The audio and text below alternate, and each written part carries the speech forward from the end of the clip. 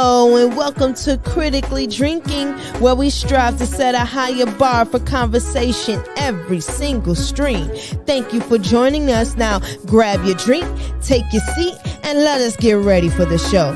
Rashawn will be with you shortly to let you know what's on tap for the day.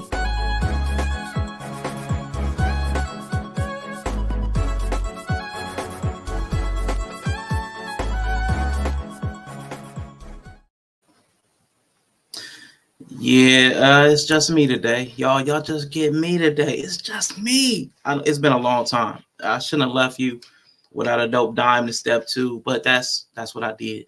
That's what I did. I've been, kicking it with the crew for a minute, but I wanted to do something for y'all. I was challenged to do a King stream, a Martin Luther King Day stream. So happy MLK Day to y'all. Salute. It is his birthday and his holiday, third Monday, but it's also the actual birthday of Dr. King, January 15th. We got Haley in the building. What is up, Haley? Twitch gang in the building. Appreciate you. We got Anae. Appreciate you. So I'm going to go through all the things, a little bit of housekeeping. And then we're going to get started because, I don't like to wait too long to get to the subject. I don't like waiting for people to show up. That's just a me thing. I respect the time of the people who are here when the clock starts. So this stream is probably going to be a lot. I haven't timed it. I might be doing a Rashana log for about 2 hours. Don't bite me. I compiled something and I put in a solid amount of hours into it because it's going to be my last stream ever. I'm quitting again. I'm quitting. All right. I know y'all see the thumbnail for Friday and I know y'all like he's going to be back Friday. Don't believe the hype. I'm quitting. This is my last stream. You heard it here first. All right. You're never going to see me again. Not even on Friday with the thumbnail already up. It's not going to happen. This is the last time you're seeing me. Seriously. Believe it. Okay. The cultural critique that I'm getting ready to have is meant specifically for Black Americans, like that subset of a demographic, Black Americans. If you are not Black Americans, this probably won't pertain much to you.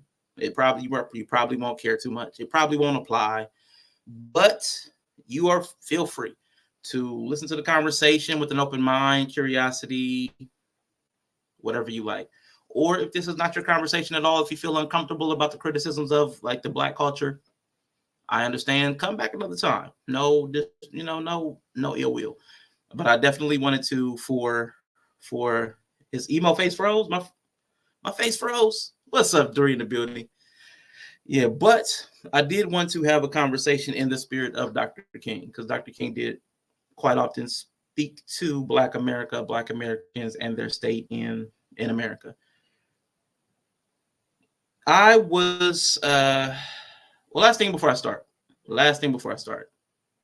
I also may not check in with the chat as often as I normally do. I normally keep the chat, popping up on it. I may go through my thing. Because I've got quite a bit here. And I want to try to stay on task. And I know sometimes I get sidetracked by various conversations, but I did prepare for you people, these people. My so-called life is in the building.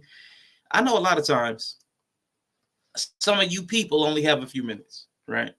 Some of you people only have a limited amount of time. I see the analytics. Average view is like 7 to 14 minutes, depending on the topic. Cool. What I did, because I knew the topic I was having related to Dr. King. I knew almost anybody that talked about Dr. King will be talking about one thing. Some professors that I listened to talked about Dr. King over the weekend, so I clipped up about 8 minutes of their conversation that will pretty much sum up the conversation I'm going to have today. So anybody that's like the TLDR, but it's going to be like TLDW, too long didn't watch, I got something for y'all. Got something for you there, partners. So let me go ahead and hit that, but I'll be right here. This year, another pivotal year in the species, thinking about what dreaming in 2024 looks like through that metronome, that lens of Martin King. And that requires us to honor the labor that we have undertaken in a moment where everybody's individually anchored in place but this is allowing us to glimpse the possibility of collective work. And that's what we did deep in the pandemic. Josie joined us in that first conversation we had about Martin Luther King holiday and what it meant and the meaning of Martin Luther King. And it was titled, "What's the True Legacy of Martin King?" You come forward a year, and in number 97, we asked, what would Martin Luther King think today? When we asked that question, what would Dr. King think today? That is the question that should anchor every Martin Luther King birthday holiday ritual. In fact, holidays are rituals for remembering and for anchoring that memory to what is going on now, the momentum of memory at the beginning of Why We Can't Wait. So go to the text. And this is what Dr. King says in chapter 7 of Why We Can't Wait, which was published in copywritten in 1963. This is the first paperback edition, July 1964. So this is around the time of right after the so-called March on Washington. Dr. King says this, chapter 7, the summer of our discontent. Give you the source there. Everybody can check it. He says, more than 25 years ago, one of the southern states adopted a new method of capital punishment. Poison gas supplanted the gallows. In its earliest stages, a microphone was placed inside the sealed death chamber so that scientific observers might hear the words of the dying prisoner to judge how the human reacted in this novel situation. The first victim was a young Negro. Let's just pause there. So they put the death gas on people, and the first victim of the death gas, the gas chamber, as it is called, was a person of African descent. That is so surprising, isn't it? Anyway, let's continue. As the pellet dropped into the container and the gas curled upward, through the microphone came these words: "Save me, Joe Louis. Save me, Joe Louis. Save me, Joe Louis." Dr. King writes, "It is heartbreaking enough to ponder the last words of any person dying by force. It is even more poignant to contemplate the words of this boy, because they reveal the helplessness, the loneliness, and the profound despair of Negroes in that period. The condemned young Negro, groping for someone who might care for him and had power enough to rescue him, found only the heavyweight boxing champion of the world. Joe Louis would care because he was a Negro. Joe Louis could do something because he was a fighter." In a few words, the dying man had written a social commentary. Not God, not government, not charitably minded white men, but a Negro who was the world's most expert fighter. In this last extremity was the last hope. Less than 3 decades later, Negroes had discovered the fighting spirit and the power each within himself. Voluntarily facing death in many places, they have relied upon their own united ranks for strength and protection. In the summer of 1963, the bizarre and naive cry to Joe Louis was replaced by a mighty shout of challenge. Helplessness was replaced by confidence as hundreds of thousands of Negroes discovered that organization, together with nonviolent direct action, was explosively, powerfully, and socially transforming. I'll stop there. The reminder of Mary Baraka, we talked about this a couple of weeks ago when he said, the Negro can't eat Ralph Bunche. In other words, these representative figures, these, for lack of a better term, goats. We talked about what these symbols mean, what these people mean. Martin Luther King is considered a goat. By some, he's considered the goat. Now, that, of course, is absurd. As Kenyon Martin said, you could look at people within the context of their generations in some ways, those who create the heroic feats. These representative figures, these types that survive the momentum of memory that we curate for each other, become people who represent not just themselves, but the hopes and dreams, desires, the fears, the full range of human emotion of a people who didn't exist before those boats came. People who didn't exist before the traumas shaped our responses to those traumas, the idea of a people not bound by blood, but bound by common experience. You can't dream without some content to dream from. So when people say, I don't look backward, what they're saying is, I've opened my mouth, I've opened it, and now you can see my brain. And it should cause you great sorrow. I don't look back. You don't look back. look back every day. Say it again. I don't look back. Okay. The I, first person singular pronoun. You create the language. You must not have, because if it's your language, I wouldn't understand it unless you taught me. But we learned I from somebody else. Right? So even your words give the lie to what you said. You don't look backward. Every word come out your mouth is evidence of backward. It's language. And so, it is a reminder. We start talking about dreaming. What is the vision? Because the universities are not going to save us. Black, white, indigenous, Chinese, continental African, Caribbean, European, not going to save us. Because they are literally created to replicate the class structures that feed them. And there's a great deal of good that comes out of the thinking work at universities, but they're not going to save us. No one institution can. What's going to save us is us, as Martin Luther King said. Joe Louis not going to save you. You can't eat Ralph Bunche. The symbols can't save you. But what those representative types can do is remind us of what we have done collectively, because they are representative types. They are not aliens. About Lewis Gordon, the African philosopher, Lewis Gordon, philosopher of African descent, Lewis Gordon, talks about bad faith and good faith.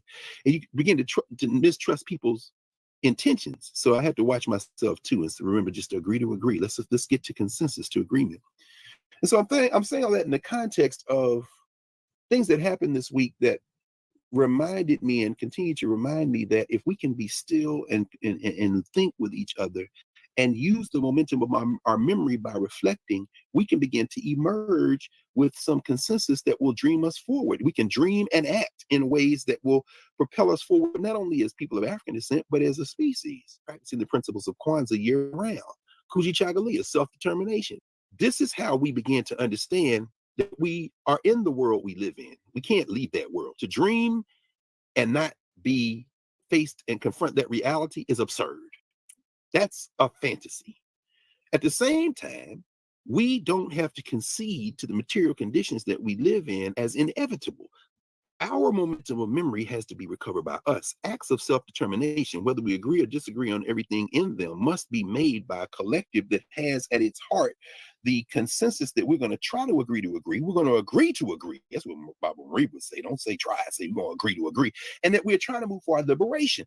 Because love is the message, but in a context where you are oppressed by a system that relies on your oppression to keep itself going, vampiric system, the message is death. And we got to break out of that. Got to break out of that. So that was Dr. Greg Carr.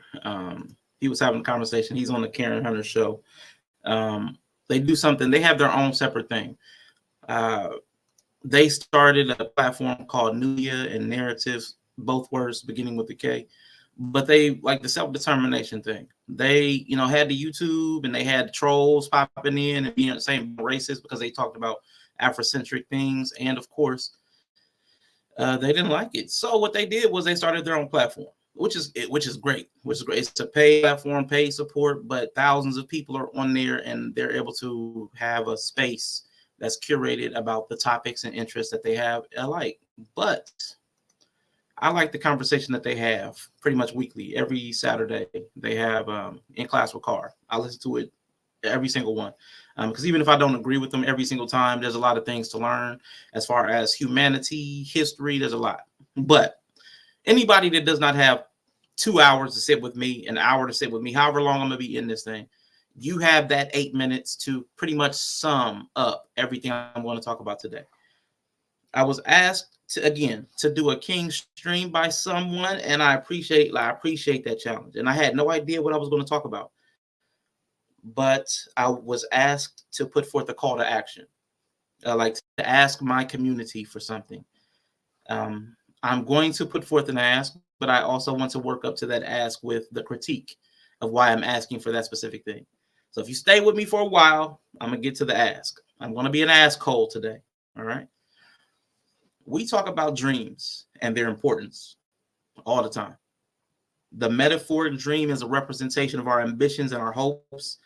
But as I look around the world, as we look around the world, when we have these conversations about the way things are playing out, the state of our lives, the state of our relationships, the state of our economics, it leaves me with a question. Is this our dream? Is this our dream? Yeah, I'm an asshole. Today, I'm going to be an asshole. Look, in my eyes, this idea of the American dream just became a consumeristic trap that keeps you poor, turns you into a slave of the system, and builds a profit machine for the people of power. Get the nice house, the shiny car, the fresh clothes, and then you'll be happy. This is what you've been sold your entire life, and in my opinion, it's not the way to live a truly fulfilling and successful life. And I agree. I completely agree. But people will sometimes say things like, and I really hate this when I hear it from Black people. I really hate this. I am my ancestors' wildest dreams. Like,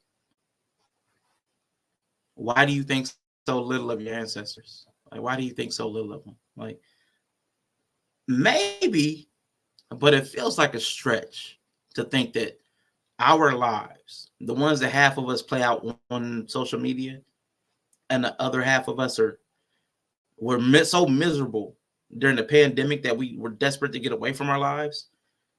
I don't know that that's the wildest dreams of people who were fighting for their freedom.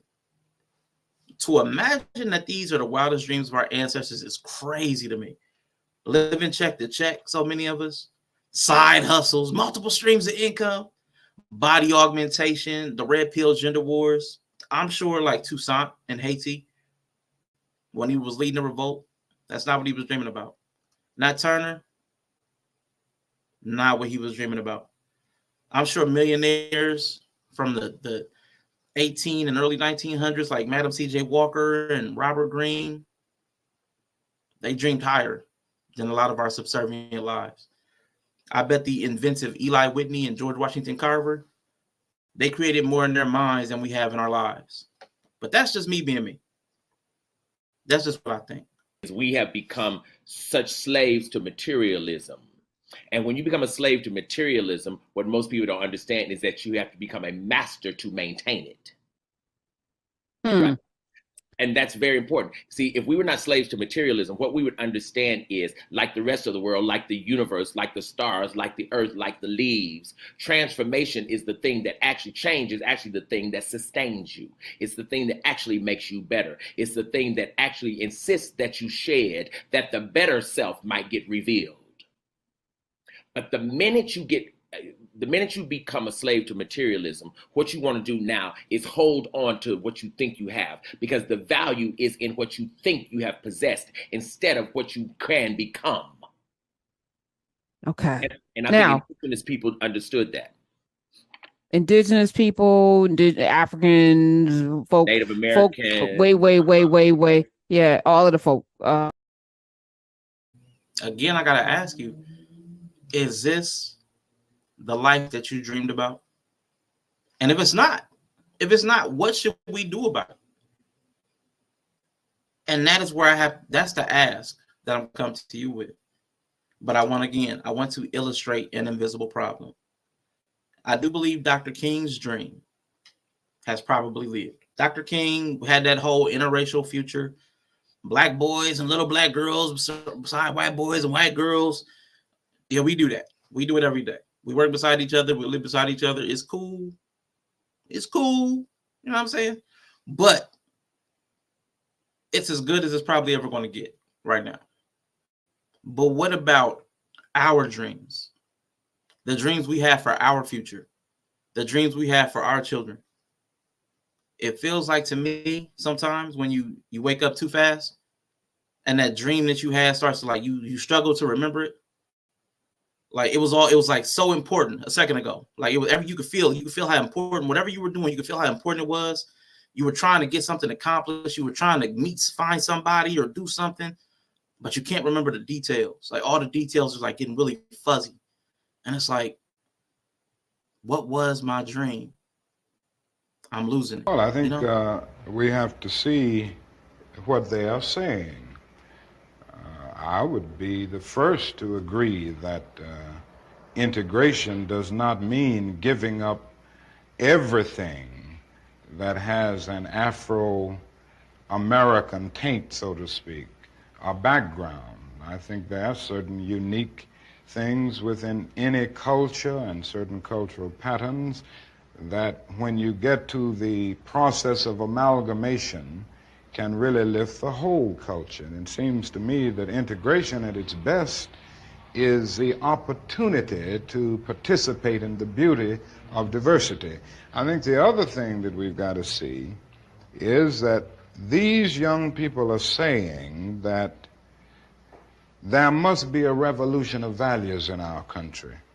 As Jimmy Baldwin said on one occasion, what advantage is there in being integrated into a burning house? And I feel that there is a need for a revolution of values in America, because some of the values that presently exist are certainly out of line with the values and the idealistic structure that brought our nation into being. Unfortunately, we haven't been true to these ideals, and many of the values of so-called white middle-class society are values that need to be reviewed and re-evaluated, and in a real sense, they need to be changed. So I think the young people in the Negro community who are raising these questions are raising some very profound questions about our total society. In other words, they are saying that there must be a restructuring of the architecture of our society where values are concerned. And with this, I would agree with. So in the quest for integration, I think we can offer our whole nation something, because there are three evils in our nation. It's not only racism, but economic exploitation of poverty would be one, and then militarism. And I think in a sense, and in a very real sense, these three are tied inextricably together, and we aren't going to get rid of one without getting rid of the other. And shout out to the ladies that have come in. Inya, Kawhi Bree, Mrs. She Said, and I just see the real homemakers of fitness. Thank you all for tapping into the conversation. Something that Dr. King often said, the content of our character. I was listening to a lot of the video footage, a lot of the audio from conversations about Dr. King, and the content of character is going to come up quite a bit. Not the color of our skin, the content of our character, not our content. It's a funny phrase to me now because of what it is that we produce living in these squares. We film snippets of our lives and broadcast our hopes and dreams, sometimes our fears and our hatreds. If this is the content of our character, then our dreams have died and we're the ones responsible. But I heard somebody say something the other day. I was watching a television show, and his character said, there's nothing too broke to fix if you want it bad enough. Don't throw it away. There's nothing too broke to fix. If you want it bad enough, do not throw it away. I love to hear coaches resist the responsibility of coaching. What'd you say, Coach? Because they're easy to beat. What'd you just say, Coach? I love coaches that resist the responsibility of coaches, that talk negatively about a dude that can't learn and blah, blah. Man, if everybody could learn, we need less coaches. Yeah, that's real. Right? If the group didn't need management, then we wouldn't make as much. Yep. I love reading draft evals and somebody's talking about anything other than pedigree, talking about how poor somebody's hand usage is. Well, that's coaching. I don't run away from coaching. I run to coaching. Love it. It all is in line with that not seeking comfort, because when you're a coach that's talking about somebody can't learn, you're seeking comfort because your teaching is struggling. Yeah. Man, and I loved hearing that. I know he's talking about football, but I think it applies to all of us. A lot of times we're ready to throw people away because it seems like they can't learn. But it's our teaching. Our teaching is struggling. Our teaching is deficient. The way we're raising our children, that's deficient. The way we're shaping our society, that's deficient. And we're blaming it on the people in it, but it's on all of us. We got to step up. Like he was talking about with the coaching, he runs to the challenge instead of away from it. And I think that's something, again, that's going to be part of my ask today, that I was asked to ask. Okay, so I'm trying to make sure I don't do the X. I know a lot of people get annoyed when people do that. But a lot of us have gotten really comfortable throwing whole people or segments of society away, as that's like all the rage on the internet. I'm done with men, I'm done with women, I'm done with this, I'm done with that. Okay, I get it. But we have influence, and I think we should be helping. we should be helping bridge these gaps. And now I know I can't be the only one that's repeatedly heard how this is the age of Aquarius. I know y'all's out there, the age of truth and knowledge. I've even heard specifically more recently, it's the year of truth. 2024 is the year of truth. But I also want to point out, y'all, that this is a leap year. So there's going to be a lot of jumping to conclusions more so than actually researching or finding the truth. I want y'all to watch. And shout out to Take It Home Podcast. I was listening to him for a minute, but I had this stream schedule, so I'm here. I want y'all to watch this year. I want y'all to pay attention. I want y'all to watch how people are going to twist the truth. I want you to watch how the truth is going to be distorted. No matter how much everybody clamors for the truth, it's really uncomfortable. Our selfish nature is going to want us to weaponize the truth against everyone, but never let it be known about ourselves. We'll be unable to face those hard truths. Even when it comes to our failures, like the things we don't, the things we lack, the things we're deficient in, the things we do not complete, we're going to mask those. How we operate is problematic, but we'll spend all of our time exposing all of the failures of everybody else around us.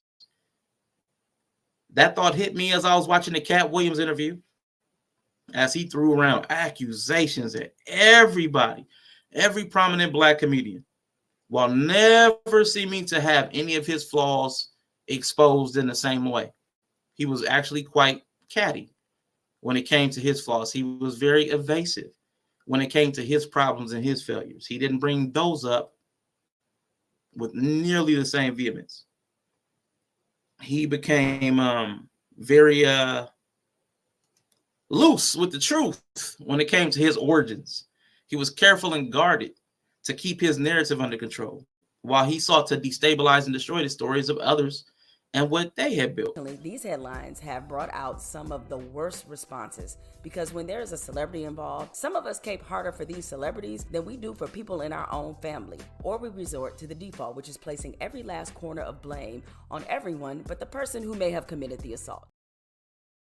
Yeah, and we cape hard for these celebrities. I'm not sure how that started. They don't need our help. They can hire defense teams. We need help. Shout out to Red Lipstick Vibes is in the building. Shout out to Promote Conscious Parenting in the building. Shout out to Take It Home Podcast as well. Thank you all for being here. He's not the only one, though. I'm going to use him as an example several times during the conversation, but he's not the only person. I see this happen in real life all the time.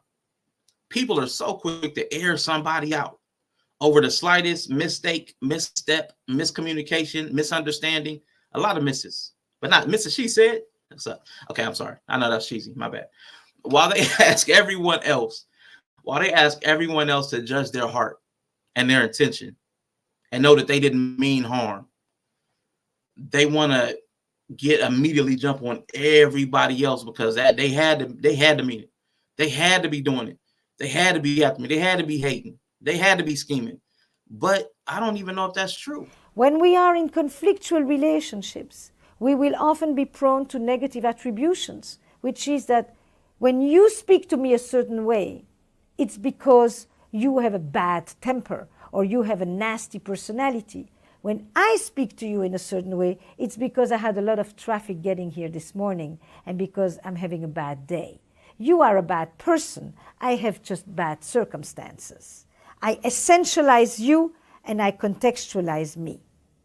All of these things will intensify conflict. And I know there's an old adage, it's rules for thee and none for me. Like that's an old trope, old adage. I don't know where that came from, but it's the thing that seems to rule the day. The transparency and vulnerability, the honesty that we demand of other people, we never uphold ourselves. And that's a problem. That's a character flaw. That's a lack of integrity. And because of this mentality, though, people will see themselves and paint themselves as a victim. I ain't going to do it just yet. They will paint themselves as a victim. You already know where I'm going. And sometimes maybe they are. Sometimes there are true victims in this world. But it's not all the time. Not as many people that are victims. If y'all hear this dog outside, my bad. I got my window open. My bad. But I heard another clip when I was watching the show. Same show. They got good writing. The show has good writing. Just because we're prey doesn't mean we have to be helpless. And that was on a show called Percy Jackson. Disney Plus, man, they been having some good writing. But just because we're prey doesn't mean we have to be helpless. You don't have to be a victim. You're a victim. Here we go, CS. Yeah, I couldn't help it. Oh my God. So replace prey with victim, child, woman, black, disabled, minority, straight, white, male, any aggrieved group or identity that you might adopt. You still aren't without influence in the world around you. You have a voice. But I'm going to play this clip from this teacher. Who talks about where we attribute our successes and our failures. Because I thought this was extremely profound, and I know it's one of the struggles that I had in my life. I would say to this day. There are only 4 ways to attribute your success and or your failure. When you do well in school or when you do poorly in school, there are only 4 ways to attribute it. You can attribute it to your ability. You can attribute it to effort. You can attribute it to luck. And you can attribute it to the nature of the task. It was either easy or hard. Now understand, students, what we're going through. Anything you do in life, your success or your failure, you will attribute it to either one of these areas, to your ability, to effort, to luck, or the nature of the task. For example, if you think you're good in math, if you got 100 on a math test, you would probably say, I'm good in math, and that's why I got 100. And if you got a 40 on the math test, you would probably say, I didn't study hard enough. You would never question your ability because you believe you're good in math. So if you got 100, you attribute it to your ability.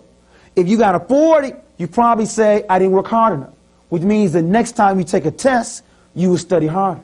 But if you feel I'm not good in math, I'm not good in science, if you got 100 on a test, you'll probably say it was luck. Or you would say it was easy. And if you got a 40 on the math test, you would probably say, well, I never was good in math. What happens is when you do not feel good about yourself, you won't work harder the next time because you attribute the bad grade to your ability. I want you to ask yourself in all your subjects, do you attribute your success to the ability, or do you attribute it to luck and how easy the test was? I want you to attribute your success to your ability. And if you do a bad job, if you did not do well on a particular test, attribute it to effort. My sister tried 4 times to pass the CPA exam, and she did not pass. But she never questioned her ability. She always believed she didn't try hard enough. It's a real good feeling when you never give up on yourself, when you always believe in yourself. You see, many of us are afraid to try. We give up because we doubt our ability. It's called a psychology of performance. And I want you from this point on to work on attributing your success to your ability and your failure to effort. I want you to always stay at level 1 and 2. When you're not doing a good job, you always drop down to 3 and 4. Well, I did good on the test because there was luck, or the test was easy. I wish we had time to go around the room and ask you, where do you attribute your success? Where do you attribute your failure? Your success, the ability. Your failure, the effort. Never question your ability. Always believe you didn't work hard enough. Always believe you didn't work hard enough. Because, man, I know how much ability I have. What it was it? I think it was it The Bronx Tale? Like the graveyard is full of wasted talent, wasted potential. Man, so many of us have a lot of like latent, dormant potential that we're just scared. We're scared to let it be seen. We're scared to be judged. We're scared to be evaluated. Some of us are scared to fail. Some of us are even scared of success. Like there's a lot of fear out there, and fear is a crippler. We're going to talk more about fear, and I'm even going to bring homeboy. I think it's Jawanza Kunjufu. I can't remember his name exactly. It's a little different, and I did not memorize it. But he's going to come back later because we're going to talk more about how much self-esteem plays in how we show up in the world. And if you've been around me any length of time, you've heard me talk about internal and external locus of control. Candidan often brings it up as well. That terminology I know feels very clinical. It feels hard to remember, like old boy's name. So I wanted to coin language. All right, y'all know I'm corny. I wanted to coin some language that would help anyone that listens to me quickly recall the concept that I'm talking about. So we have two sides, two sides to a coin. As your resident dime here, there are two sides to every coin. If you want to, and y'all know I'm gonna lean into the corny. If you want to head into the right direction, if you want to attribute your success and your failure to the proper orientation, you need choice-oriented internal narratives. You need the story that you tell yourself has to be that your choices are what created your circumstances, that you had a choice, you had influence over the way your life turned out. It's important that if you want to have in this life to avoid victim stance, to avoid a position of weakness, that your internal narrative is oriented around you having the ability to choose, you having the ability to change, you having the ability to alter the course of your life. Otherwise, the opposite side of the coin is circumstance-oriented internal narrative. That means, again, within your thoughts and your feelings, you are telling yourself that your circumstances were what generated your outcome. It was good or bad luck. It was oppression, whether it was white supremacy or patriarchy or your mama and how she raised you. You lost a job because everybody was out to get you. That is not a stance or a narrative that will empower you to make better choices or to increase your output, to increase your input, to increase anything, because it wasn't ever in your control. Just because we're prey doesn't mean we have to be helpless. The low end of the coin. The low end of the coin creates a defeated mentality. Victim stance, victim mentality, victim Olympics. I can't stand that word, but it is what it is. Because we're leaving it up to others, whether we succeed or not. And I'm in no way saying that the environment, because I know somebody will, but the environment is racism is real. I'm not talking about that. I'm in no way saying that the environment or external factors cannot be an impediment. I'm not saying that. Life be lifing. And people are assholes. That's just real. And they will influence your outcomes as well. But as far as the story that you tell yourself, what runs in your head, the script you run on, it has to be choice-oriented. A choice-oriented internal narrative. And the reason mentality is so important is because this narrative shapes your motivation and your investment in your own life. It is supremely important to observe in yourself what's happening. Recognize when the things are happening and then change over time, because powerlessness robs you of the motivation to make any changes. I don't want another person coming up the way I did, feeling like they had no choices, turning their power off simply because of what goes on up here. I promise you, I got enough struggle for all of us. I don't need y'all to struggle too. We going one step at a time, one choice at a time. I point back to the woman I added to the thumbnail, the lady that was trying to burn down MLK's house. Like, she would have destroyed something that was precious to many, for no other reason than that because she could. If somebody did not stop her, she would have burned it down. And this is a person in crisis who had convinced themselves that they were doing the right thing or what felt good at the time. And it reminded me. It did remind me of a show. Again, I watch some TV where a woman says sometimes a breakdown can feel like a breakthrough. Sometimes a breakdown, I'm not going to say it 3 times like Umar. Sometimes a breakdown can feel like a breakthrough. People think that because they're putting in all of this tremendous effort, that it has to pay out. Wrong. if you don't have the right narrative going on in your mind and the right circumstances around you, you'll just burn out. You'll break down. Somebody I would point out, shout out to Quantum in the building. This is a lady I'm pointing out, trigger warning, quick trigger warning. This lady here. On January 8th, just days ago, 1 week from today, Bonnie Bailey, the vice president of student affairs who's dealt with things like depression, she committed suicide. They believe she killed herself due to bullying and severe mistreatment she faced at the university. Because of the circumstances and narratives that run in our minds, sometimes we'll make decisions that may not be the best for ourselves, that may not be the best for the people that we love or that rely upon us. We may stay in places that would actively seek to do us harm because we tell ourselves that we have to. You have to craft a story that empowers you to make choices that give you more favorable outcomes. And it's a continual process. I'm learning it as I go. You cannot let yourself become a perpetual victim to circumstances, because I promise you, if you allow everybody else to make the decisions for your life and set the outcomes for your life, they will, and they'll never do it to your benefit. So I ask again, is this your dream? Is this our dream? Do we even dream anymore? This ain't the life any of us were expecting. I know that. I don't even need y'all to answer. It's a rhetorical question.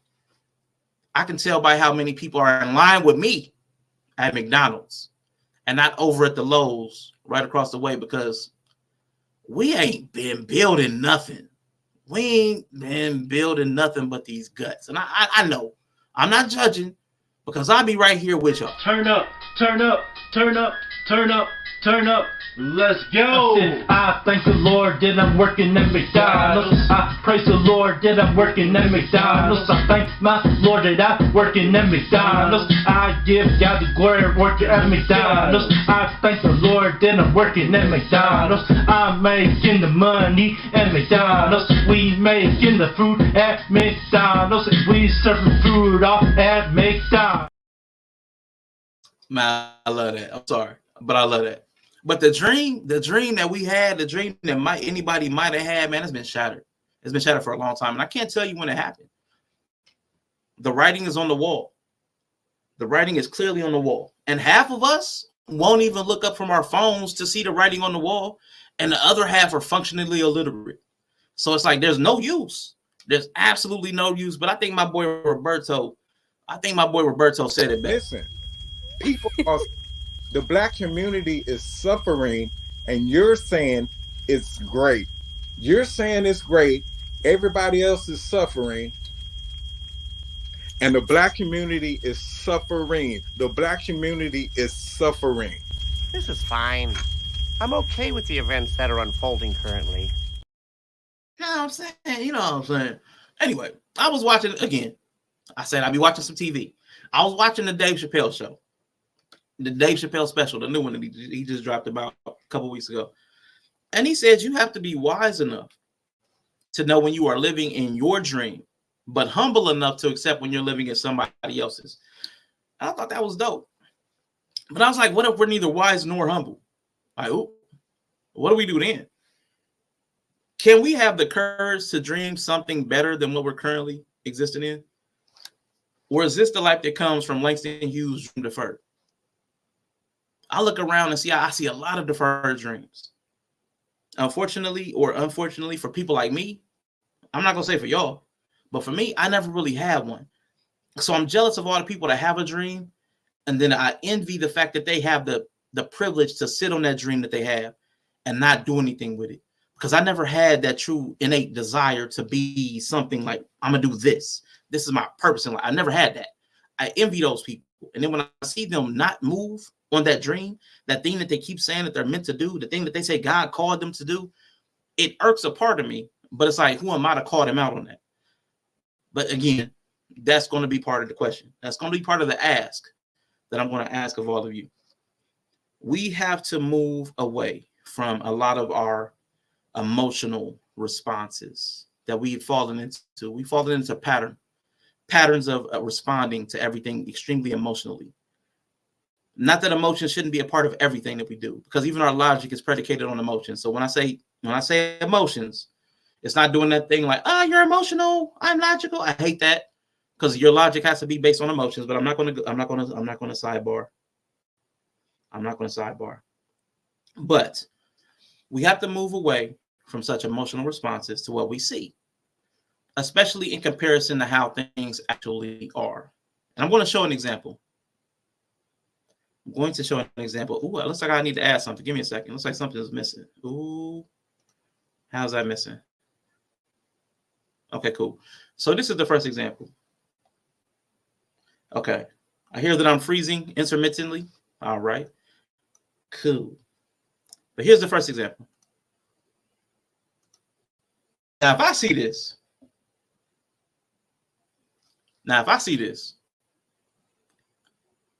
homegirl, leave him. You see a young man with earbuds in, looking dead into his phone with a girl at the table. Obviously, they're out like having dinner, on a date, something.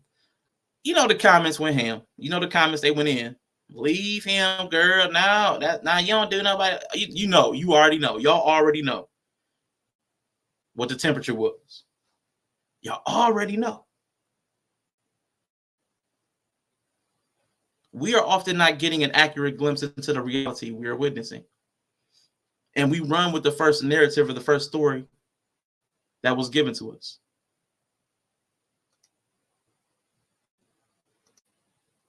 Now it goes on to say, this gentleman claims to be the man in the photo. That's my girlfriend. I just preached my first sermon. She recorded it and wanted me to watch what she recorded. Thanks. Now, here's the thing.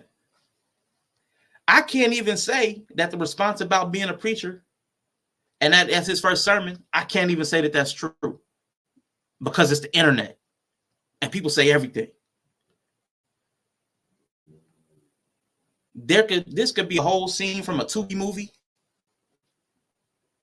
and there will be a whole slew of think pieces about how Black women are undervaluing themselves and dealing with dusty dudes that don't respect them. They need to decenter men. How Black men need to yada yada yada do wop or scoopty whip scoopty wop.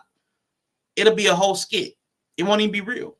It'll be a skit the whole time from somebody that wants attention or to get their views up. And none of it will be based on anything factual. None of it will be true, or at least confirmed as true.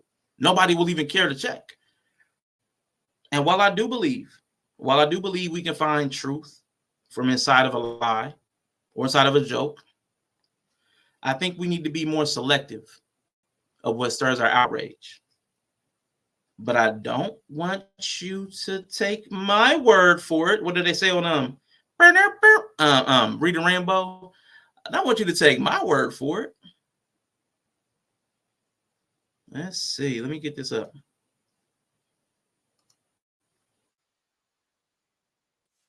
Come on.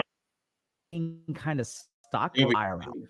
I thought I had it back in. It wasn't. Today we're going to talk about the surprising link between getting pissed on the internet and being kind of stuck IRL. So the first thing is that a lot of people think that these two things aren't linked. And that's how I thought about it too. When we sort of think about being pissed off online, we kind of think about things like rage bait, right? There's all kinds of stuff that gets kind of passed around the internet. And on the flip side, we have problems with motivation. Everyone's struggling with motivation, and ADHD is on the rise, and I can't kind of control what I want to do. And even though there's a lot of stuff I should be doing, I can't bring myself to do it. And we sort of think that that second thing is also related to stuff like dopamine and technology addiction and video game addiction. And we sort of think about both of these as kind of individual or independent manifestations of the world we live in. As I started to work with more and more people who struggle with motivation IRL, and I started to assess their technology use, I started to pick up a really interesting signal that there seemed to be a direct correlation between how stuck someone is IRL and how often they get pissed online. And what I sort of realized is that this is actually a really classic trauma response that has a new manifestation in the digital age. So let's start with, how is this a classic trauma response? So there are a lot of studies that have been done on trauma. And what we sort of discovered is that in these situations, the person who is kind of traumatized is in a situation where there is an inherent power dynamic, and they're generally speaking powerless. So there's some figure in their life that exercises complete control over their life. And when you're in a situation where you can't exert any control, being angry becomes completely useless. Getting pissed is actually damaging to you. Because if you get pissed at the guards, they will punish you. If you get angry and talk back to your parents, they will teach you the meaning of respect. And so what happens in these situations where someone is controlling your life and you're not allowed to express anger? And what we sort of see in adults and prisoners of war is that they will oftentimes displace that anger in safe places. And what does it mean to safely displace anger or safely express that anger? That means that you can express anger sort of as much as you want, and there's a never-ending outlet for your anger, and that there's no consequence to expressing the anger. So I wonder if there is any situation that exists today where I can get as mad as I want to, and there are never any consequences. I wonder if the internet allows me to do that, because the internet is full of rage bait, and I can get pissed about this, and I can get pissed about this, and I can get pissed about this. I can even type these really, really devastating comments where I'm putting people in their place and teaching them how facts don't care about your feelings. And the next thing that you may be wondering about is, okay, fine, I get pissed off on the internet. Maybe some of it is rage bait, and maybe I'm displacing some of my anger, but I wasn't really traumatized. And this is where we have to think a little bit about these trauma responses are not necessarily due to someone being a prisoner of war or being physically abused in the household. Really, the threshold for this trauma response is basically you growing up in an environment where it was not safe to express anger, and you ended up displacing it in other ways. So if you had super controlling parents, if you had parents or other caregivers that really didn't care about what you think, and you weren't safely able to express your feelings, and the number of people who fall under that category is actually way higher. And now, what does this have to do with motivation? If you look at the trauma literature, what you actually discover is that these people who are not safely allowed to express anger also struggle with motivation.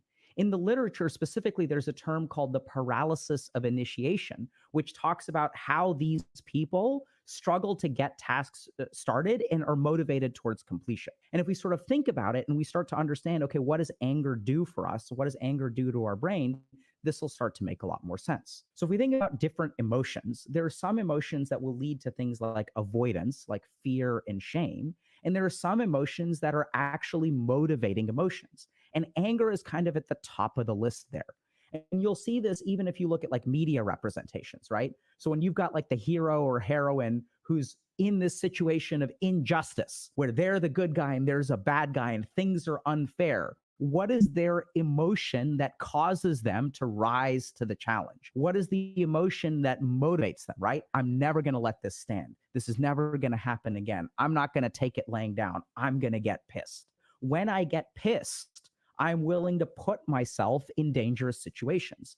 And the anger is what sort of conquers that fear and conquers that shame, conquers that danger. That's what really allows me to be focused and sort of even fight with a tiger or a lion or engage in physical combat, right? Because when do human beings fight?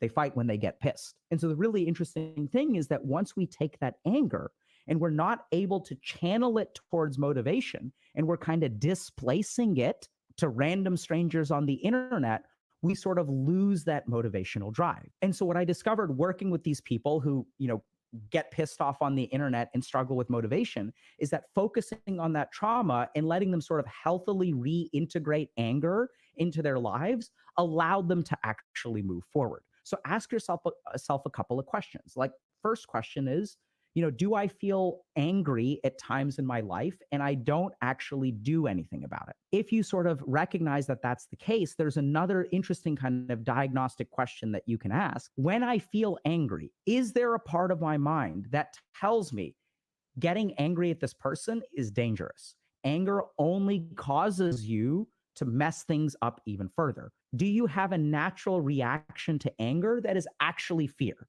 So oftentimes what these people experience is there's a spike of anger followed by a bigger spike of fear. And the fear kind of conquers the anger, and then sort of tells you, hey, don't do anything about it, right? It warns you. It sort of creates some anxiety. And then what you end up doing is getting pissed at something on the internet. You open up your phone, you start scrolling through stuff, and then you sort of click on the rage bait inducing stuff. And if you really pay attention to that pattern, what you may find is that this time when you're browsing the internet or social media, your mind gravitates not towards cute cat videos, but things that piss you off. And so the next thing to kind of consider is that if this sort of fits you, you can absolutely see a trauma-informed therapist or someone who's trauma-informed and kind of work on those motivational issues. But the other thing that I would strongly encourage you to do is sort of start to develop that healthy relationship with anger, and start by just noticing, okay, I feel anger and I feel fear. What is the fear telling me not to do? And then take a step back from those things, maybe meditate for a second, and then ask yourself, okay, if someone else were in this situation, what would I advise them to do? And then what you want to try to do is come up with a plan that sort of satisfies the anger, but also satisfies the fear. And we don't really do this because we just jump to avoidance, right? But there may be some way to respectfully tell someone, hey, what you're doing is like actually a little bit unfair. And the problem is that your mind is going to be scared of even these situations because it learned a long time ago that even respectful disagreement leads to punishment. Man, so I was really glad when my nephew sent me that one. So shout out to my nephew on that one. He sent me that one. I was like, oh, that's dope. Because I'm gonna say, even though the most of the people that he deals with are not Black people, I would say that issue is more exacerbated with Black Americans, because we have things to be pissed about. We have actual problems that we should be pissed about, that we should be engaging with. But I also know that a lot of us, because of that victim narrative, because of the fears that we carry that have also been taught to us, we have a fear that overrides the anger because I'm going to put myself in harm's way. I've got to come home to my family. We're scared to step in for each other. We're scared to step in for ourselves. It's best to go home and sue. We have a lot of things that we kind of justify our fear that keeps us from not taking the action that would actually produce any results, that would keep the cycles, like that will break the cycles. That's why our internal narrative, the coin, that the other side of the coin, the bottom side of the coin, the circumstance-oriented internal narrative is so problematic. Because if everything you see is circumstantial, if everything you see is because of other people, because of the system, because of this, because of that, how could you ever overcome that fear? When you get pissed, when you get angry, when you're actually wronged by somebody, you're not going to have the courage to take on who actually did it. You're never going to go at the person that actually harmed you, because a lot of times you feel too powerless. You're going to go at somebody else. You're going to go with your spouse, your kids. It's going to be somebody else weaker than you. Or now, all the rage the last 3 years since the pandemic, you take it out on people online. You get on the panel and you start yelling at people, cussing at people, cutting people off. Like, why? Why are you so angry? And we see it. And a lot of us have remarked upon it. Like, these people probably feel powerless in their lives, so they come online to feel powerful. We've talked about that. We've had conversations about that all the time. So he's confirming it from his clinical standpoint, but it's real. If you feel powerless, you're going to create a trauma response. And if you have a trauma response, you're going to create a maladaptive behavior that harms somebody else. And it's important to take away that feeling powerless can generate a trauma response. And one of the coping mechanisms is something that we see all the time, using the internet to offload those negative emotions. Because we don't believe that we can direct that energy. We don't feel like we have the power and the efficacy to change our lives. And that's not everybody. And it's not everybody all the time. But it's something that I know I felt, and I know other people feel it too. And to speak of where that trauma-informed response comes from, I saw Bree's eyeballs in the chat. A lot of our domineering Black parents set us up a fear response that overrides our negative emotions, that overrides the anger to want to change something, because it would have got beat out of us. Whatever we wanted to change, it would have got beat out of us. Cry, and I will give you something to cry about. I remember that one. But these are supposed to be jokes. I'm going to show you this. And these are supposed to be jokes. It's hard for me to find these funny anymore. But I'm not judging anybody that does. I promise you. I'm gonna ask y'all one more time. Who broke my pot in the kitchen? Answer me while I'm talking. Okay, since nobody want to say nothing, go to your room. I'll be in there in a minute. I don't want to hear it. What's wrong with you? You bored? Oh man, dog. The trash not bored. The dish is not bored. You still bored? They talking about some TBA. I said, what's the TBA? What? No. Did I ask you? No. Get out my mouth. No, that's schoolwork. I can know everything else. Okay, I just got done cleaning the kitchen. This kitchen don't need to be in a mess. Do you understand me? All right. From now on, I want my kitchen to be just like this, spotless. Hey, didn't I tell you stop talking? Turn around and face the wall. Next time I come in here, I ain't gonna say nothing. I'm just gonna start swinging. Tim, help me put these Christmas trees out. Say something else. I'm not going back to these trees. Tim, help me put these Christmas trees out. Say something else. I'm not going back to these trees.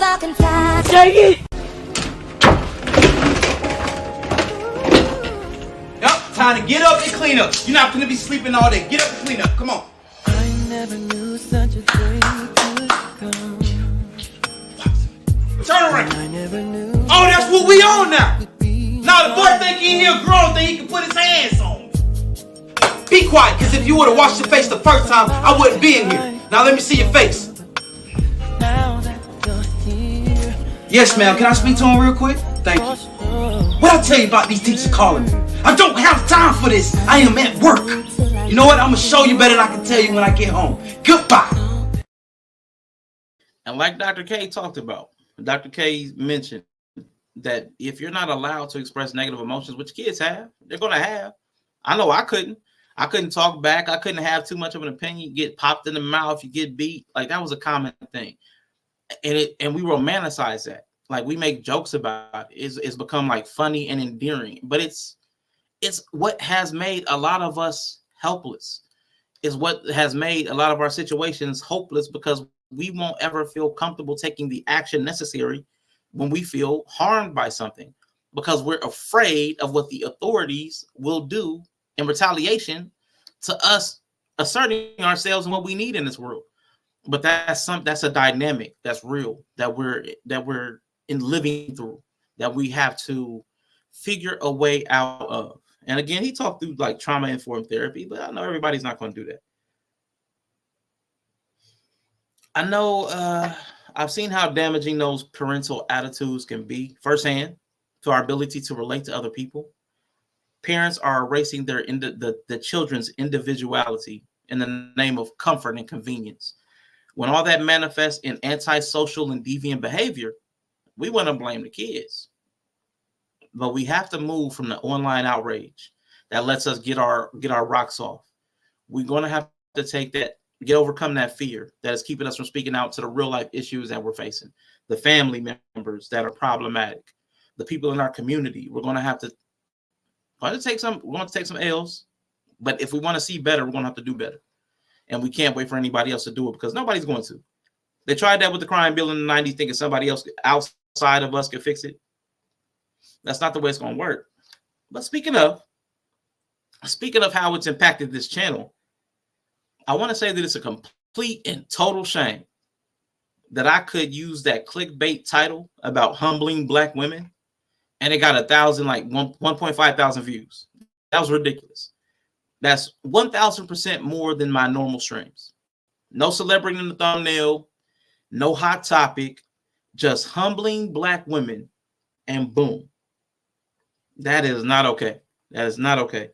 We can't keep chasing online outrage. We have to be careful where we take our eyeballs because we move the algorithm. I put a video in the description that talks about media, advertising, and the way we consume. And in that vein, I want to briefly mention how Cat Williams and his dress conversation left me with 3 distinct impressions I would like us to please work on in 2024 and going forward. I'll just read this comment from my so-called life. Bell Hooks wrote a few books about this, and in a weird way, she predicted the future. I believe it. I believe it. The dress conversation that Kat brought back up exposes not only a very persistent homophobia within Black circles, because a man in a dress, he's still a man. Like, regardless of what anybody says. I know y'all saw Wesley Snipes in that Tu Wong Fu movie, but he's also Blade in another one. How many of the dudes on here complaining about dudes in dresses will go up to him in his face and say that he's not a man because he wore a dress? I doubt many of them would. But I want to know why we're weaponizing a garment. How is homosexuality still something that we throw at men to bring them down? Even if you don't agree with the lifestyle. When as a group are we going to outgrow weaponizing homosexuality to emasculate a man? Like, because I promise you, they still men. And I don't like it when men do it. I don't like it when women do it. A lot of the people they say are not a man, they're a boy. If it was just those two people in the room, they wouldn't say that. So they're still a man. Let's give men their respect. How they choose to live their life is how they choose to live their life. But let's not take away their manhood because they live a way we don't agree with. It also exposed our inherent inferiority to whiteness, which is problematic to me. White people don't have to wear no dress. But if anybody had bothered to look, a simple Google search, they're always in dresses. White men are always in dresses. And it never diminishes their masculinity to the public. Chris Hemsworth, aka Thor, the god of thunder, he was in a dress for like SNL. And there's a bunch of them. It's a whole long line. It's a whole long line, but there's always a juxtaposition against blackness against whiteness, as if we have to do what they do. But even in that, we get it wrong because we're doing what they do and then complaining about that we don't have to do the things it's weird. It's mental. But it shows our feeling of inferiority. We don't have to do what they do, but we're doing what they do. So I don't know where that comes from. I'd like to move past that in 2024 too. I know we won't. Last thing on the dress. It's just how lazy our thought process is. Nobody has to wear a dress to get famous. Many of them were famous before they wore the dress. It would be better if we could just tell the truth. Whether you're a man or a woman, it would be more helpful if for everybody, we could just say, I have a very fragile ego and rigid gender expectations. And anything that isn't how I'm used to really makes me emotional and uncomfortable. And we can all relate to that because we all do that. We're all like that. It's okay to not like the look of a man in a dress. It's unattractive to you. Cool, no problem. That's acceptable. It's okay to have religious feelings. God said it was wrong. The Holy Book said it was wrong. Okay. That's understandable. And to be clear, this is not even limited to the dress conversation. This is a lot of the things we talk about. People get emotionally invested in the choices and outcomes of people that they are not responsible for and that they refuse to be responsible to. And if you're doing that, you're out of order. Because if I'm not willing to help make any of the changes that I want to see, spending all this emotional capital the way we do online is counterproductive. Like Dr. K said, it's a way to offload your negative emotions. Recently, Greg and I were having an exchange about degradation kink of all things. And I said it would help me to play the role if I didn't respect the person. He took that to mean that I would automatically be disrespectful and harmful simply because I didn't respect him. And I want to say that brings me back to the content of character conversation. Because regardless of how you feel about a person, regardless about how you feel about a topic, a thing, your character is what matters. The shopping cart is the ultimate litmus test for whether a person is capable of self-governing. To return the shopping cart is an easy, convenient task, and one which we all recognize as the correct, appropriate thing to do. To return the shopping cart is objectively right. There are no situations other than dire emergencies in which a person is not able to return their cart. Simultaneously, it is not illegal to abandon your shopping cart. Therefore, the shopping cart presents itself as the apex example of whether a person will do what is right without being forced to do it.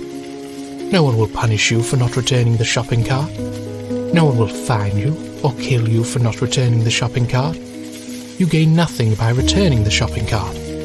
You must return the shopping cart out of the goodness of your own heart. You must return the shopping cart because it is the right thing to do, because it is correct.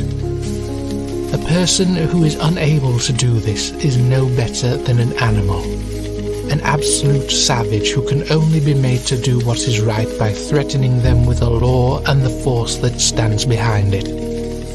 The shopping cart is what determines whether a person is a good or bad member of society.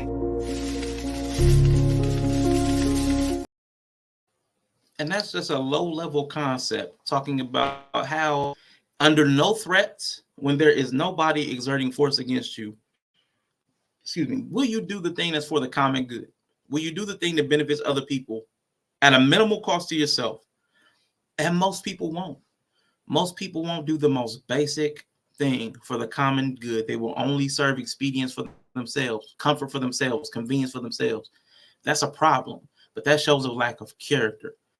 And to Greg's question, man, what's up, Greg, in the building? I was saying to me and you had that conversation a while back about degradation king and how if I felt like if I didn't respect the person, it would help me inhabit the role better. That's what I said.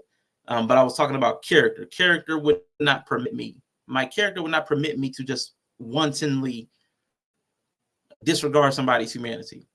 Like that's what in a situation like that. So with the theory, with the shopping cart theory, when there's no pressure against you, when there's nobody forcing you to do better, when there's no law, would you still do what's for the common good?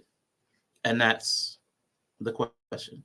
I love that concept because I have the power to be of the lowest moral good and utility, but I choose for no other reason than character that I develop within myself to withhold my worst impulses, to control my lower nature, to exhibit a finer quality than circumstances often require. I don't have to be driven by my circumstances. I can choose. I can choose who and how I want to show up in the world. And that's what I'm saying that everybody has the power to do. Again, I was asked to do this stream, one where I would ask my audience, my streaming family, to help me in an area that I struggle. I struggle to cope with people who don't push themselves towards a common good. I get made fun of by Nova, by Bree, because I'm a collectivist by nature.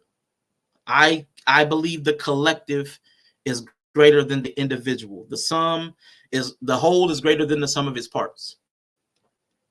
I can't stand how we fool ourselves into thinking that serving only ourselves is useful or productive. The same way I would argue that blindly serving others exclusively can also lead to your ruin and exploitation. So I'm balanced in that way. We need a system that bridges both of these ideas. My ask, because again, I was asked to put forth an ask. My ask today has two parts. To everyone that's hearing this, live or on replay. The first is the self-governance piece. Restraint, temperament, and moderation. Shout out to the Seds who speak on these virtues quite often. I would say probably every stream. You may not do it all the time. Nobody's perfect. Nobody's perfect. But wherever your life interacts with another human, do that. Be present. Be on time. Be willing. Be thoughtful. Be thorough. Be open. Be better.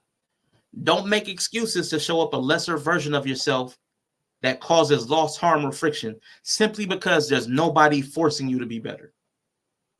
Simply because nobody's forcing you. The shopping cart theory. Simply because nobody's policing you, I don't have to show up as my worst version of myself. You can do better. We can do better.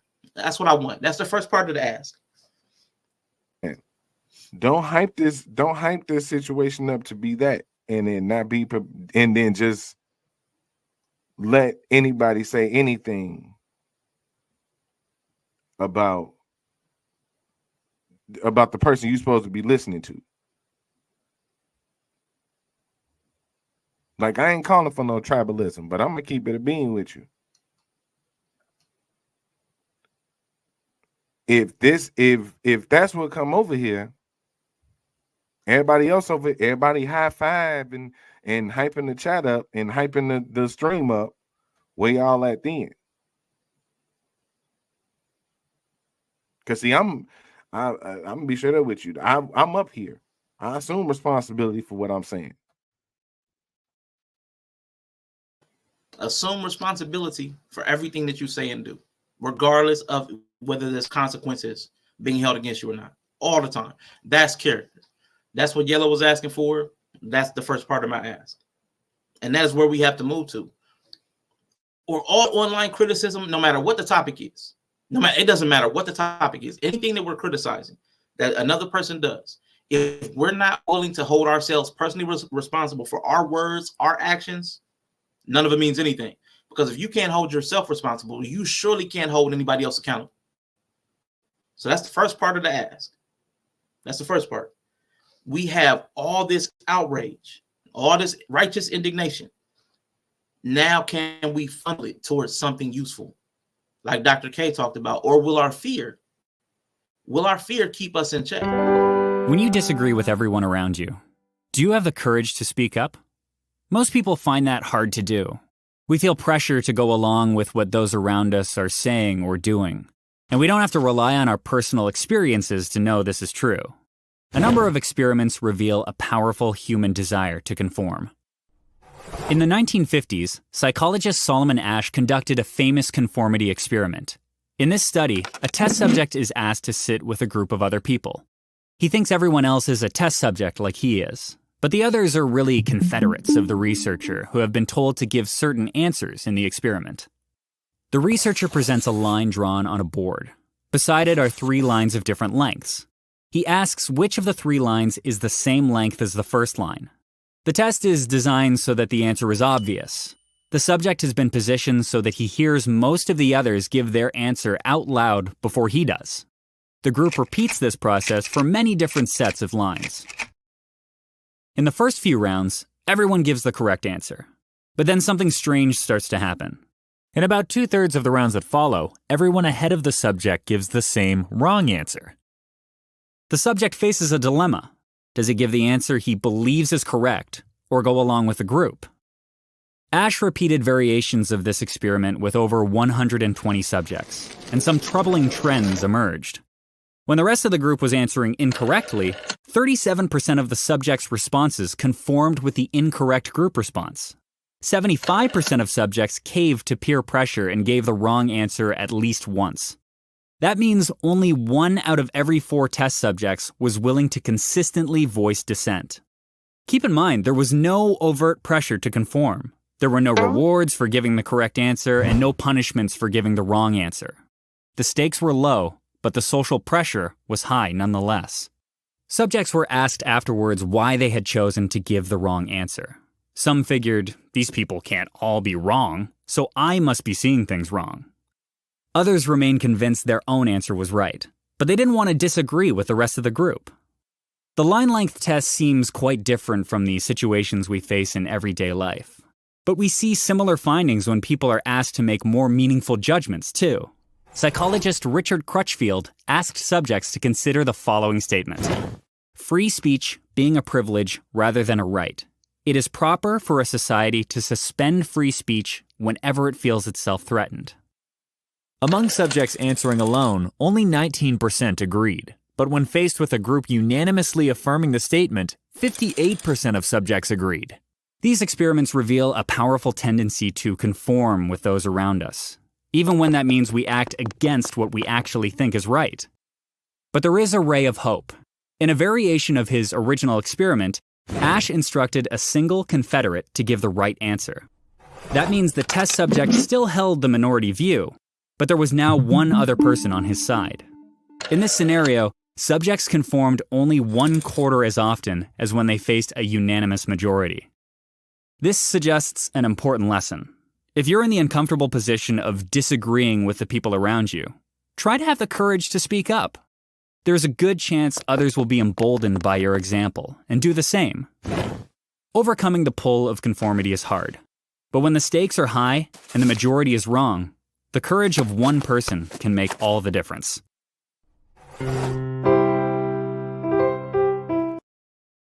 Yeah, so I wanted to highlight that because I'm not asking anybody to jump out the window.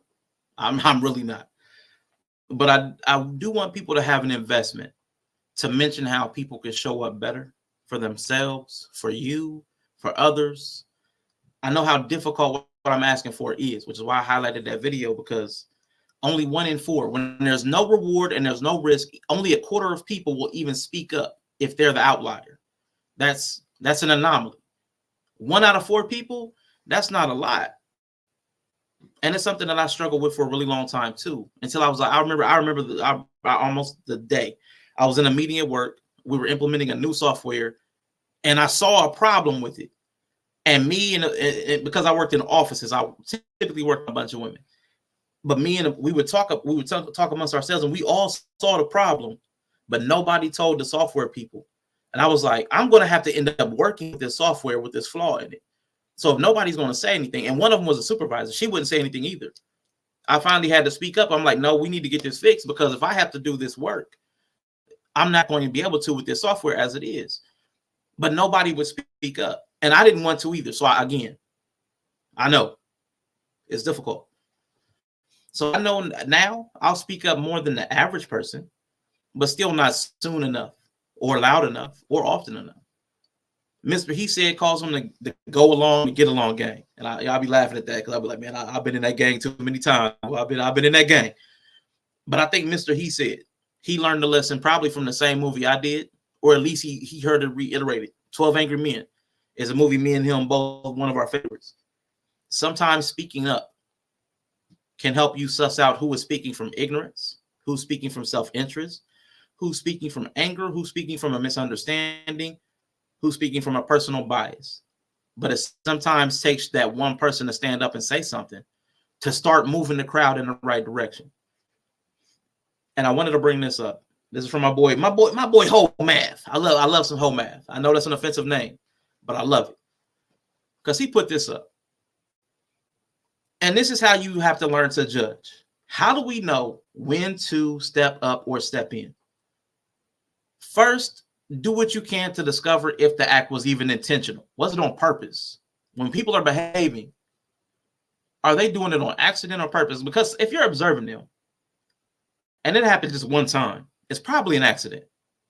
And you can ask them about it. And that's okay. Accidents, we're just going to leave those over there in the accident column. We don't really need to address those, but like, okay, well, you might not want to do that again. But if this is repeated behavior, if this is something that's a pattern, you need to speak up.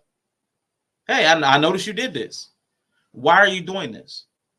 This bothered me, or this hurt somebody else, or you did this and it caused somebody else, it cost them in some kind of way.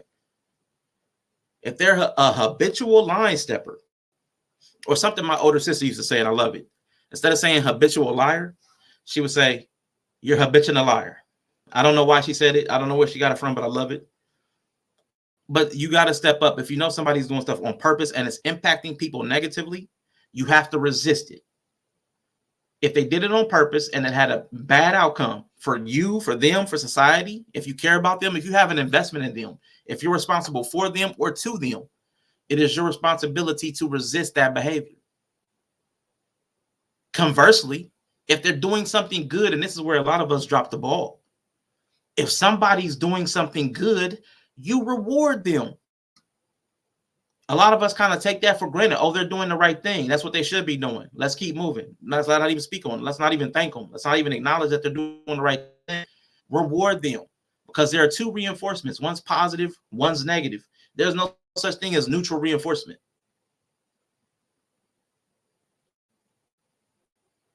So you have to reward those that are doing the things that you want to see in the world.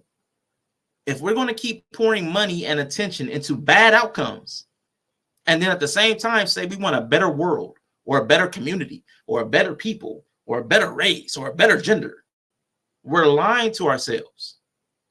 So that goes back to which side of the coin are we on? Because we got to fix the narrative. Because it's not the circumstances that determine this stuff. It's our choices over time. And then somebody be like, but everyone has to be responsible for themselves. Not really. Not really. Because that individualism is a lie.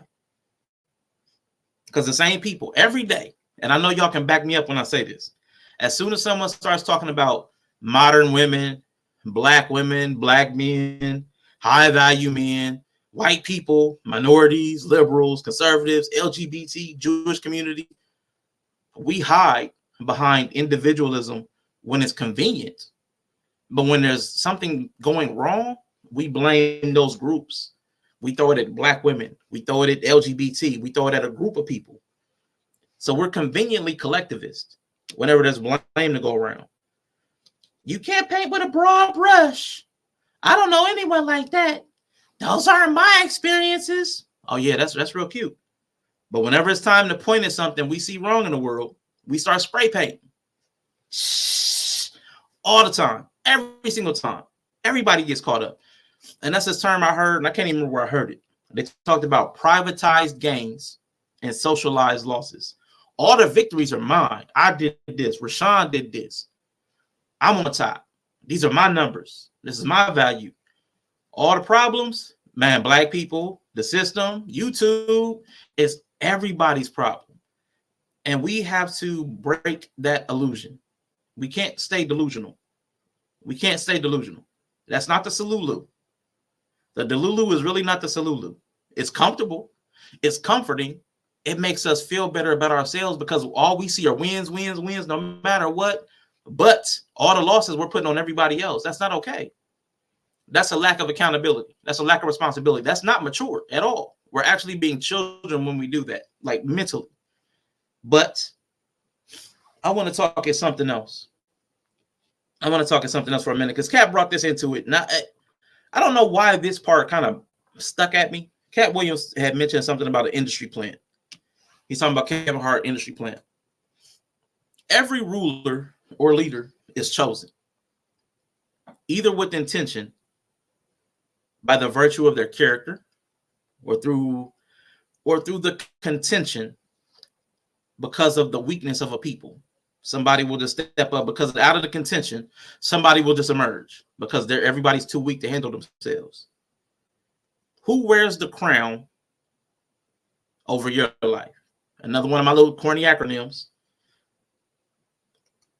If it's the negative, it's the chaos reigns over weak ninjas. Chaos reigns over weak ninjas. That's the way it's going to happen every single time. Happened in the Bible all the way to today. Now we got Joe Biden because we're weak. Whole bunch of weak ninjas. So we got chaos reigning. Cool. Or character is going to regulate our weaker nature. So those are the only two crowns we got. Character regulating our weaker nature, or chaos reigning over weak ninjas. One of them two crowns going to be on our heads. Which one do we have? I know we got Sleepy Joe. That's our fault. We fell down on the job to have Sleepy Joe. That's on us. That's on us. Kat talked about industry plans. Using Kat's words on Dr. King Day, King himself, MLK, was an industry plan. Once upon a time, when people desired a specific outcome, they deliberately chose who represented them. That was a thing people used to do. It wasn't on accident. People like Vernon Johns were too fiery to be used. In his memoir of the Montgomery bus boycott, Dr. King described Johns as a brilliant preacher with a creative mind and a fearless man who never allowed an injustice to come to his attention without speaking out against it. Always spoke up. That speaking up got him in trouble. As Dexter's pastor, Dexter Church, Johns was among the first prominent civil rights activists in Montgomery, but he was not an organizer. Once after he entered a bus and paid his fare, the driver asked him to get off and reboard from the back, like a lot of black people were asked to do. He refused and instead took a seat in the front.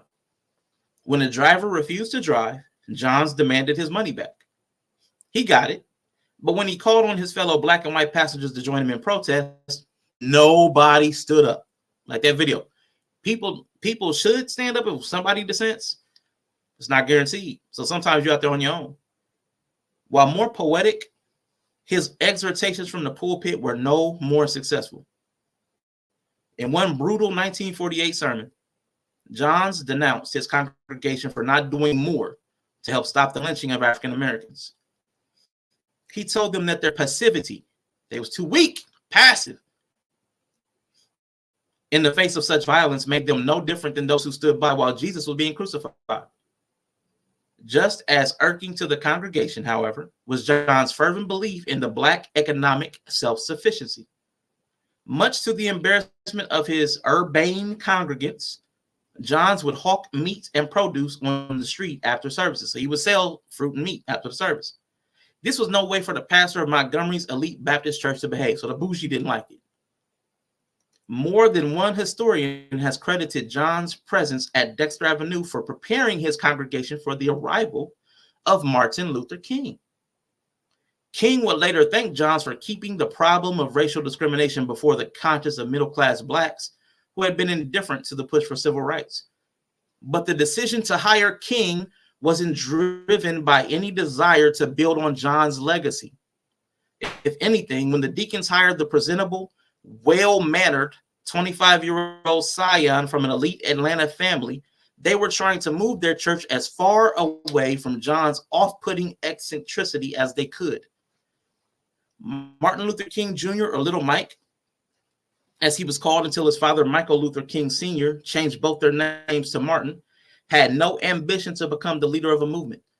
When Rosa Parks was arrested for refusing to give up her seat to a white passenger on a Montgomery City bus on December 1st, 1955, King was a 26-year-old minister, just a year into his job at Dexter, replacing Vernon Johns, because, again, Johns was too problematic. Let me see.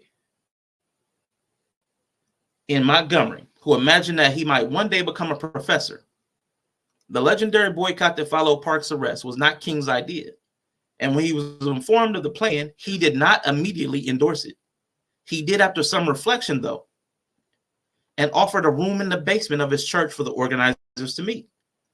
On December 5th, a mass meeting was called to be held in the building of another African-American congregation, the Holt Street Baptist Church. That afternoon, the boycott organizers met in King's church basement and voted to call themselves the Montgomery Improvement Association. Then, to his surprise, and probably because he was not well known and no one else was eager to accept the risk, nobody wanted to stand up.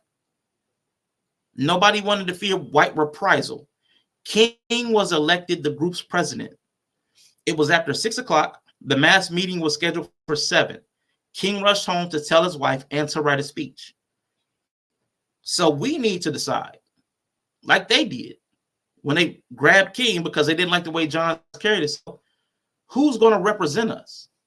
We need to plant who we want to represent us in all facets, because regardless of our decision, somebody's going to be up there. Somebody's going to be our icon. Somebody will represent us. Someone will be the voice. Someone's going to be the face. And we keep allowing it to be the loudest voice. We keep allowing it to be the prettiest face. We keep allowing it to be the person that seems like they have a lot of money. If we don't establish deeper values, we're never going to see richer victories. We're going to stay stuck, like Dr. K talked about. As long as nobody is willing to take the wheel and we keep waiting for Jesus to take it. Y'all must have forgot that brother had hand injuries, so he can't hit them corners like we need him to. But I do want us to still drink. I still want people to be able to define their goals, to research and gather information, to establish a plan, to act on that plan, and to monitor your progress. We can still do the steps and go beyond just having these fantasies. If what we're seeing today is not your dream, I need to know what is. If you know what your dream is, have you tested it against reality? If it's realistic, are you in position and not bending to outside influence? If you're in position, have you remained the right type of person for the job? And if you're in position and you're still the right person, it's time to move. You got to move and pursue that dream. In response to Yella asking me a while back that we need to offer solutions, We need to offer solutions. We got to speak up. We got to step in. We got to step in and we got to step up as often as we can.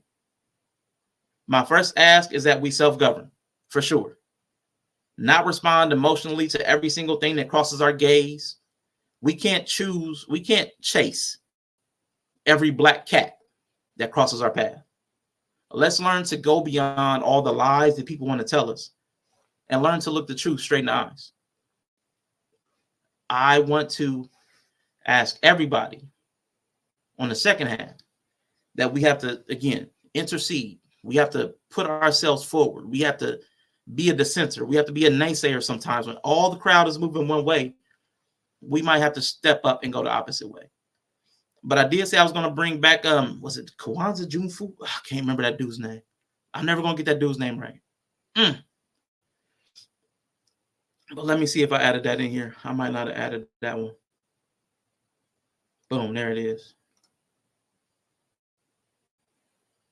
I forgot to add one, y'all. Give me a second. Jawanza Kunjufu. It must have been Jawanza. Had to be Jawanza. Yeah, that's it. Just letting this process real quick.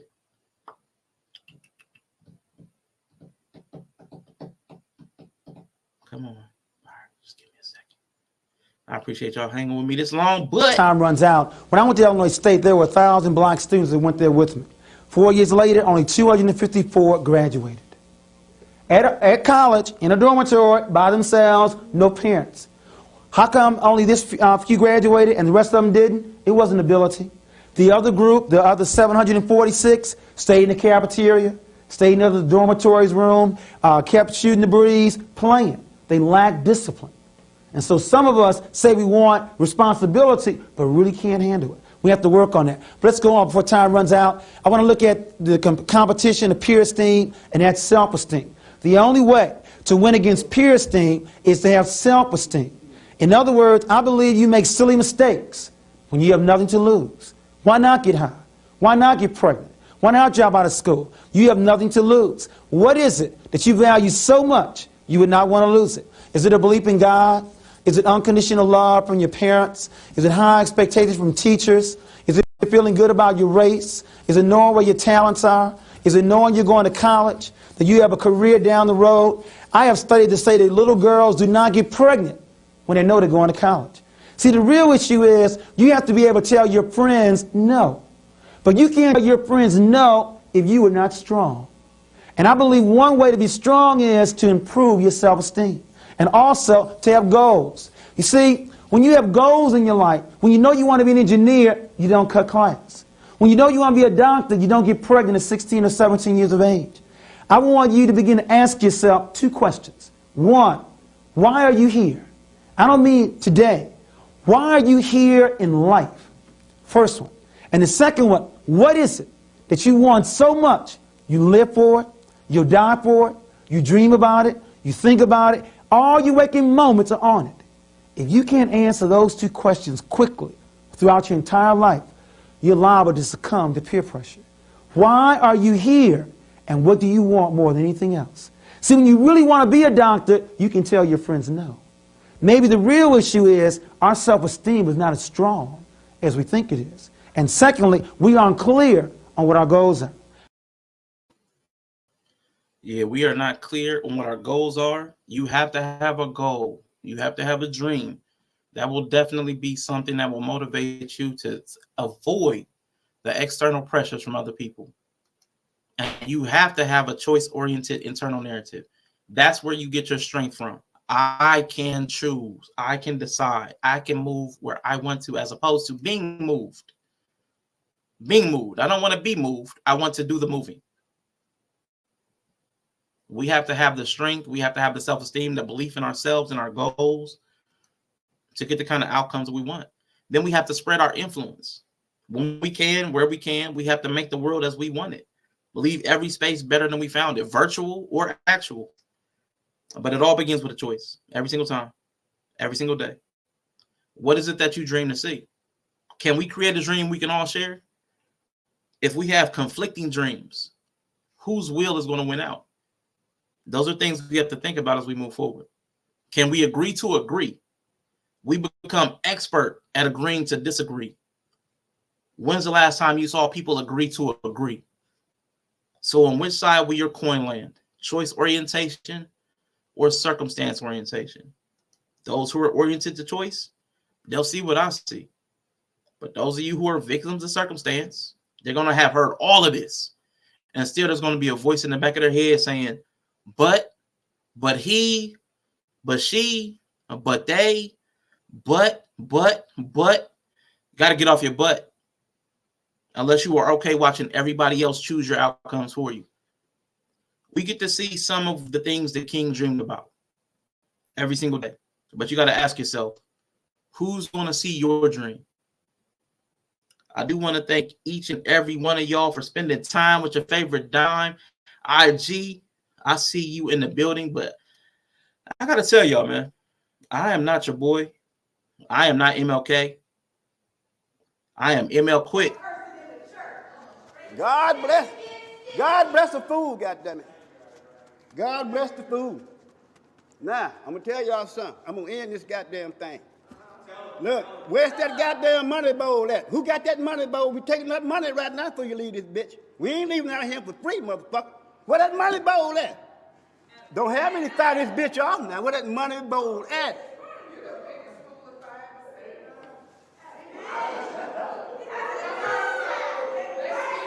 Don't you? Look, don't make me shoot it. All right. Officer Tuckerson was already a dead motherfucker. I don't mind shooting another motherfucker. Oh. I'm about to take the hardest decision of my life. I'm taking this channel, 4 years of work, and I'm closing it forever. Thank you everyone for critically drinking. We are so grateful for your continued support and viewership, and we know we wouldn't be here without you, so we really appreciate you choosing to spend your time with your favorite dime. We hope that you're enjoying the show. I've had it with this place. I don't need this show because I can get a job tomorrow in the Air Force. I quit. Oh, somebody help him out, for God's sake. And we promise to keep bringing you refreshing conversations week after week. Thanks again for watching, and we look forward to seeing you next time. Man, is that what you think? You are a laughingstock. You are a joke. These people are laughing at you. You're nothing. You have no brains, no ability, nothing. I quit. Hello, everyone. Thank you for watching the stream. If you are truly enjoying the content of Critically Drinking, we really appreciate it if you could take the time to like the video. It helps us out a lot. Let me know what you think on the topic. Drop a comment in the chat. Thank you. Are y'all with me out there? I'ma head out. Okay. Good luck, ladies. Get out. Yes, me how I felt. Imagine a used dish rag in your head. Picture it. Now imagine feeling like that. Okay. Yeah.